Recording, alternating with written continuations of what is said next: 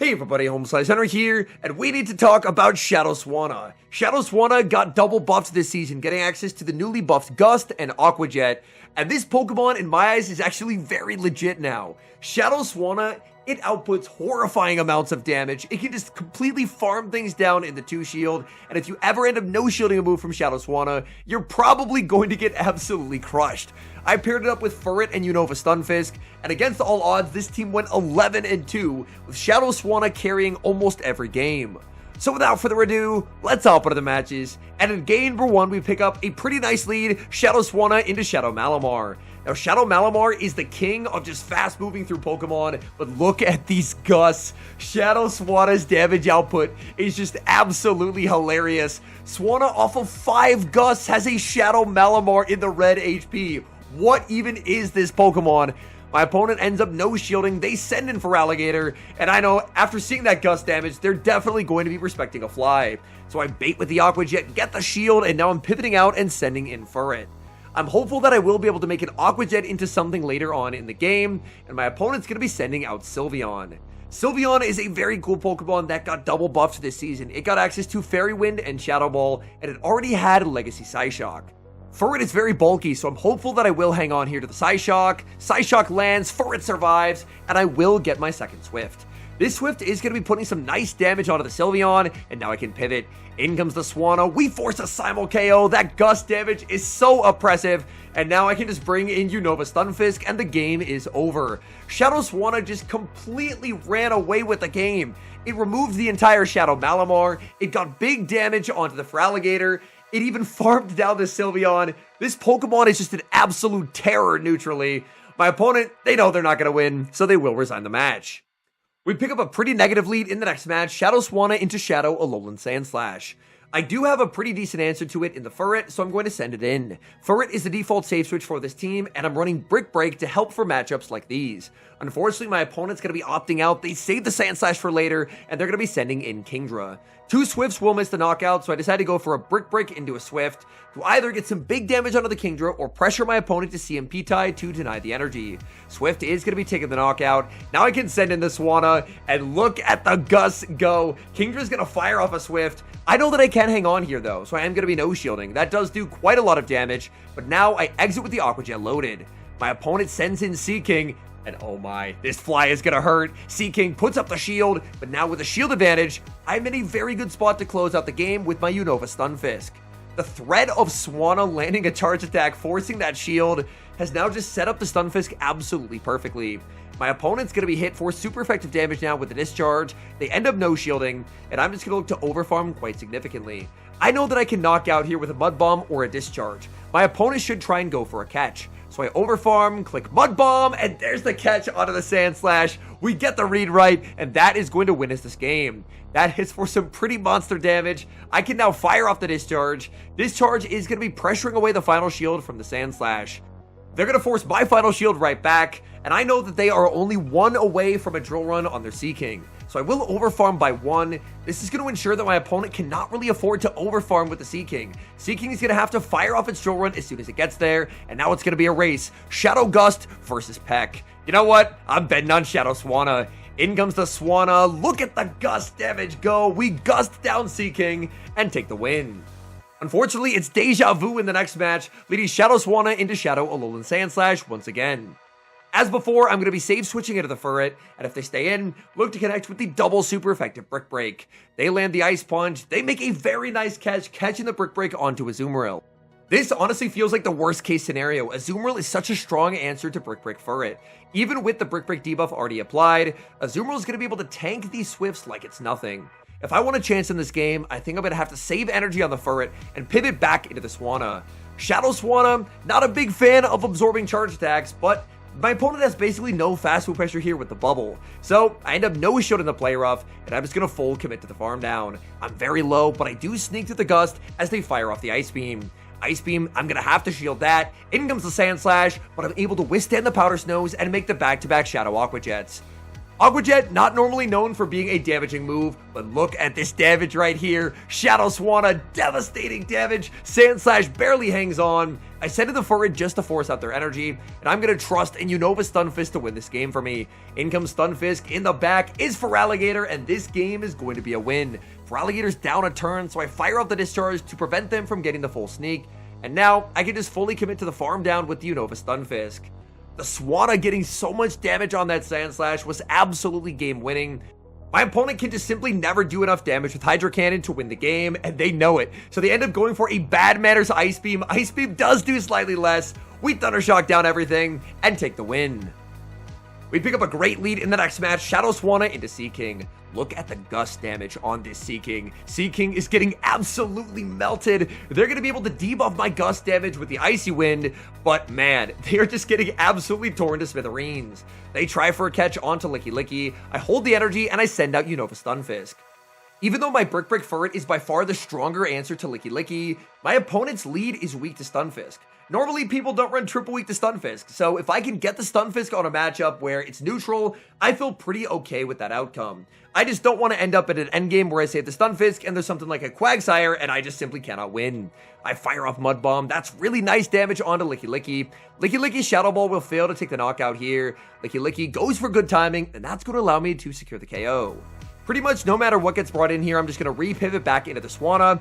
They send in Kingdra, and I'm going to go for a very risky double-resisted Aqua Jet bait. The bait works. The shield pressure from Swana is insane. They catch out of the Sea King, but this fly is just one-shotting the Sea King. Sea King no shields, they get KO'd. Back in comes the Kingdra. Swana shredding with the Gust. This Pokemon is so frail. It's a difficult Pokemon to use, but my goodness, the amount of pressure this Pokemon outputs is just absolutely insane. And there's just no winning this game for my opponent because Kingdra has ditched Outrage. It now runs Swift and Surf. That's a very consistent moveset, but Furret is just too bulky. They cannot one-shot the Furret. I fire off the back-to-back Swifts, taking the knockout, and winning the game. We move to the next game, Shadow Swanna into Jump Bluff, and this lead is a dream come true. They save switch into Quagsire. Quagsire, look at the damage! Oh my goodness, the fact that this is neutral gust damage is actually just breaking my brain. How can a Pokemon hit this hard? I pivot into the Furret just in case they have Stone Edge on the Quagsire. I didn't want to play any bait versus nuke games because Furret is always going to be able to absorb whatever the Quagsire throws. The one thing I'm slightly worried about is if they're able to get a big farm down with the Jump Bluff. So, after knocking out the Quagsire, they're going to be bringing back in the Jump Bluff.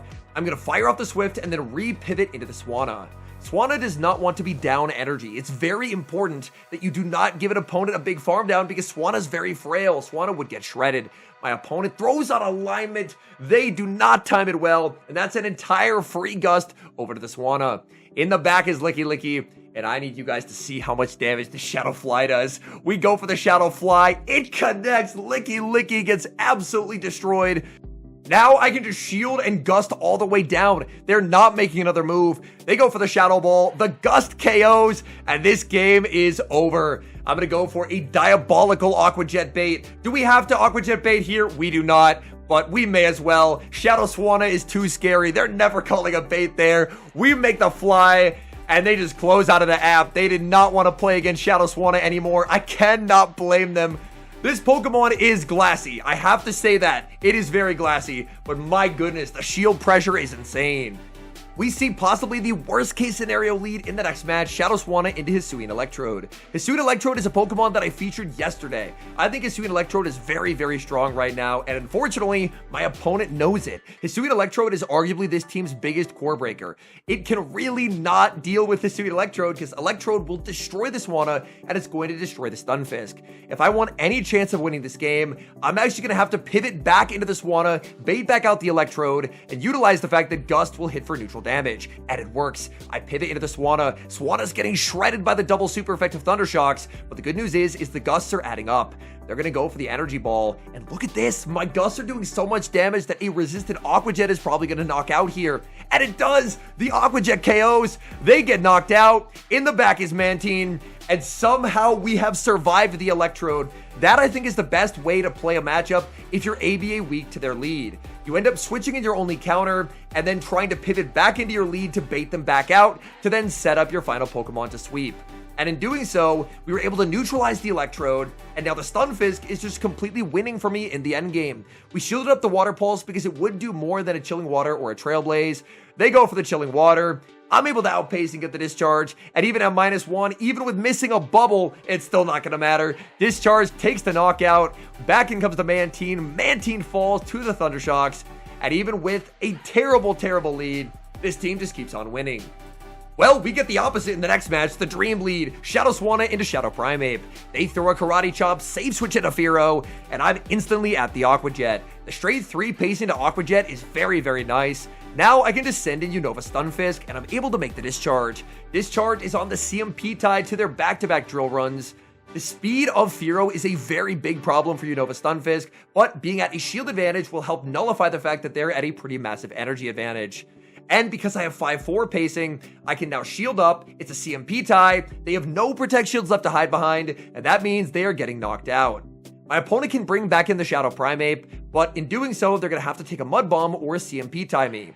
CMP tying means they have no energy to work with for the remainder of the game, and if they take the Mud Bomb, well, then they're just simply in 1 Gust range. And guess what? They can't even Karate Chop down. The Stunfisk is too bulky. That's going to force out their energy. I'm up a shield, and I have a Swana. In the back, they have Melmetal, and here I make a pretty big error. I needed to stay in with the Swana and throw the Aqua Jet. The Aqua Jet would have put them into Sucker Punch down range, but instead, I don't throw the Aqua Jet. I pivot into the Furret, and Furret cannot pick up the knockout with the super effective Brick Break.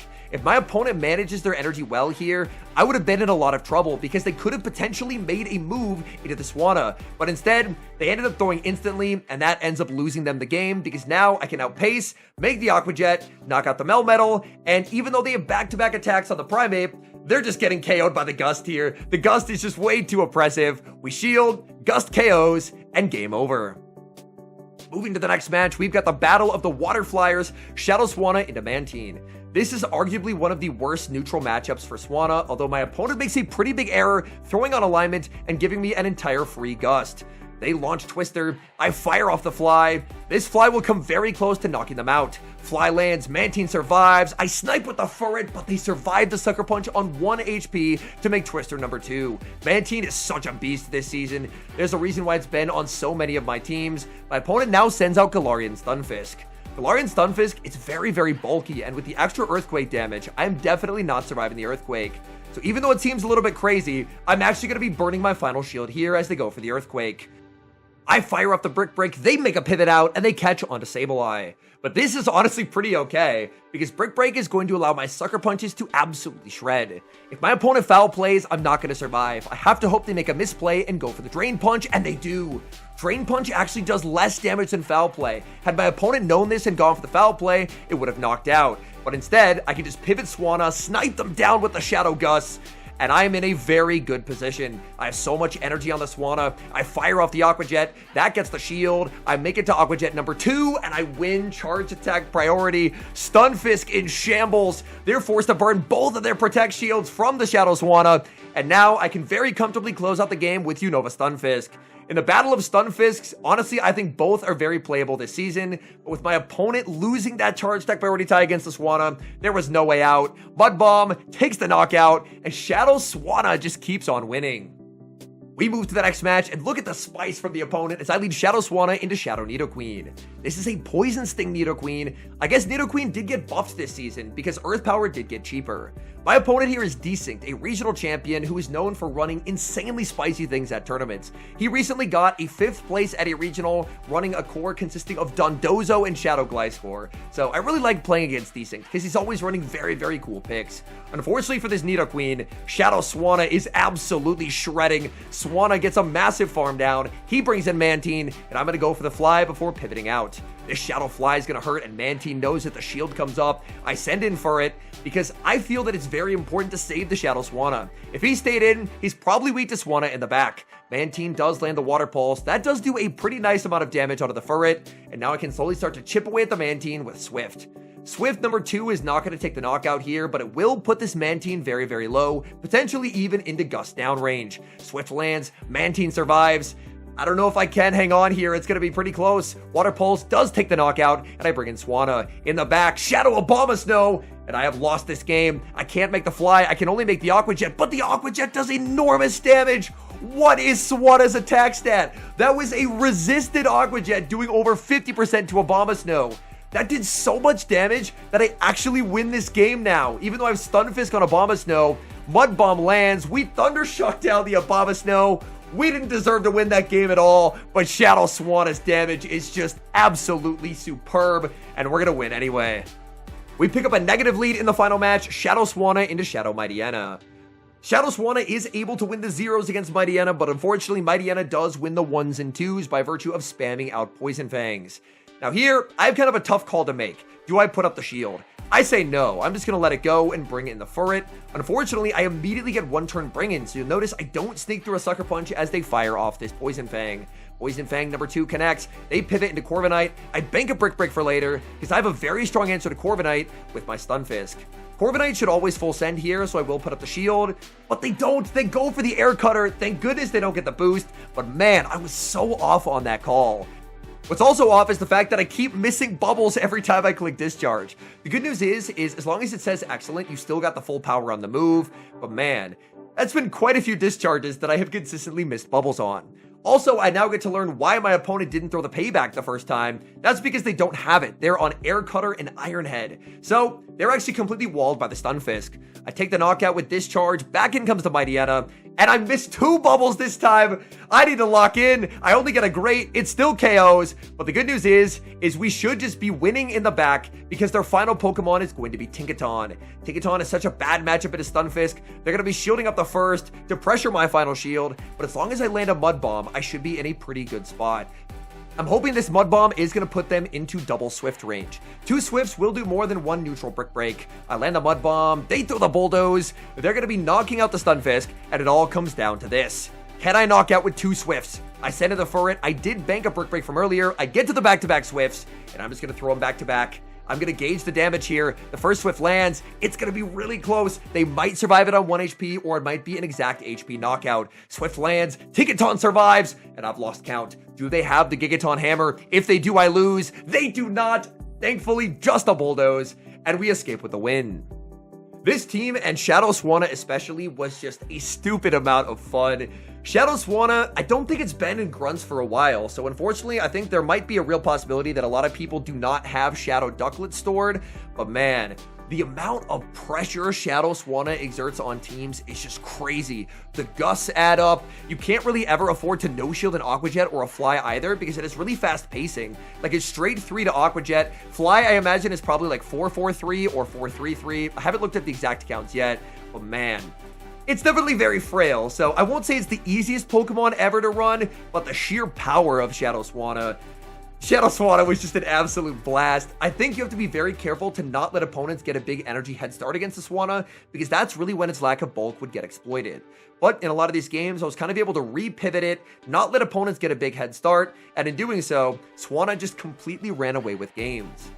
Anyways, thank you guys so much for watching. If you enjoyed watching today's video, please do help support the channel by leaving a like on the video and subscribe to the channel if you haven't. And an extra special thank you as always to our channel members here on YouTube. The support you guys provide to the channel is so appreciated. So thank you guys oh so very much. And until next time, I've been HomeSliceHenry.